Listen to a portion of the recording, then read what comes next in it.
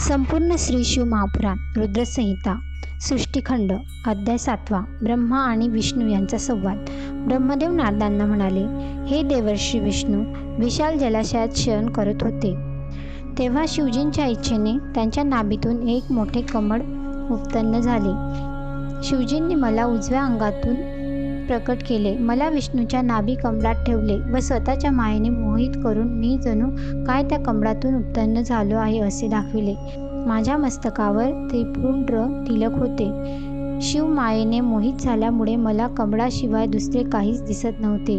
मी कोण आहे, कुठून आलो, माझे कार्य काय, मी कोणाचा पुत्र, मला कोणी निर्माण केले, अशा अनेक प्रश्नांनी मी गोंधळून गेलो. कमळाचा देठ पाण्यात गेलेला आहे, तेथे आपण जावे म्हणून मी कमळातून खाली उतरलो, पण मला काही अंत लागला नाही.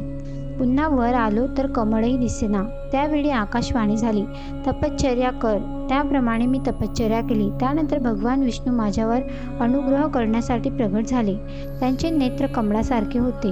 त्यांच्या चारी हातांमध्ये शंख, चक्र, गदा व पद्म होते. त्यांच्या मस्तकावर दिव्य मुकुट होता आणि अंगावर अनमोल आभूषणे होती. त्यांचे मुख कमल अत्यंत देदीप्यमान होते.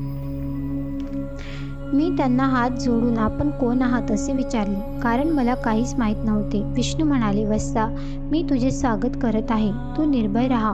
सर्व कामना मी पूर्ण करेन. त्यांचे बोलणे ऐकून माझ्यातील रजोगुण प्रगट झाला. मी त्यांना म्हणालो, मी स्वयंभू आहे, सर्व विश्वाचा आत्मा आहे, सर्व जगाचा कर्ता मी आहे, मी पितामह आहे. वेदांनी मला परमश्रेष्ठ म्हणून गौरविलेले आहे.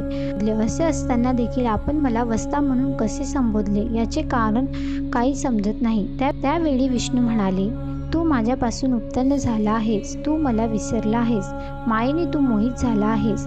मी विश्वाचा निर्माता, पालनकर्ता आणि संहार करता आहे.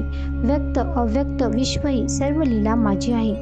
मी बुद्धी निर्माण केली, तिच्यातून अहंकार, पंच तन्मात्रा, पंचमहाभूते आदीप्रमाणे सर्व भौतिक सृष्टी उत्पन्न केली. असे आम्ही बोलत असताना एक अग्निस्तंभ म्हणजे एक ज्योतिर्मय लिंग प्रकट झाले. त्या अग्निस्तंभाचा आरंभ आणि अंत आम्हा काही कळलाच नाही.